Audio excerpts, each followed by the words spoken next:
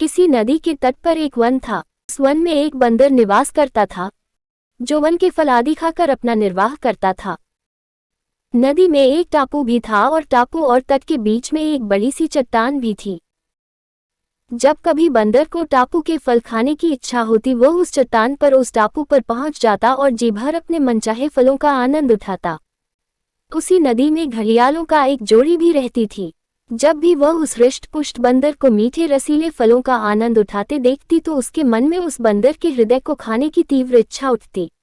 एक दिन उसने नर घड़ियाल से कहा, प्रिय, अगर तुम मुझसे प्रेम करते हो तो मुझे उसका हृदय खिला कर दिखा दो।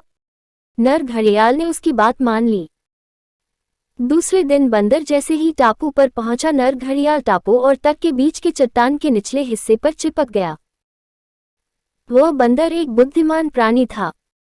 शाम के समय जब वह लौटने लगा और तट और टापू के बीच की चट्टान को देखा तो उसे चट्टान की आकृति में कुछ परिवर्तन दिखाई पड़ा।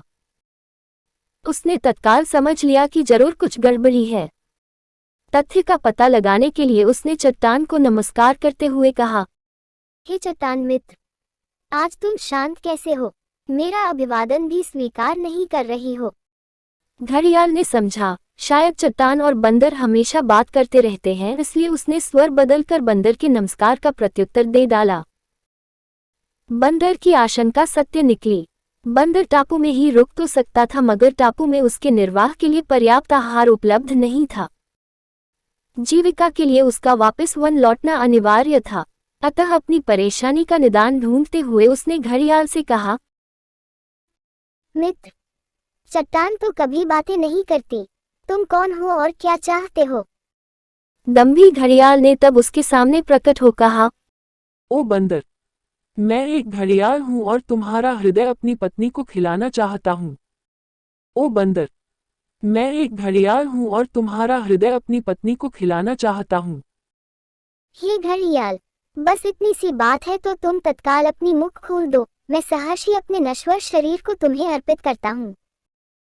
बंदर ने ऐसा इसलिए कहा कि वह जानता था कि जब घड़ियाल मुख खोलते हैं तो उनकी आंखें बंद हो जाती हैं। फिर जैसे ही घड़ियाल ने अपना मुख खोला, बंदर ने तेजी से एक छलांग उसके सिर पर मारी और दूसरी छलांग में नदी के तट पर जा पहुंचा। इस प्रकार अपनी सूझबूझ और बुद्धिमानी से बंदर ने अपने प्राण बचा लिए।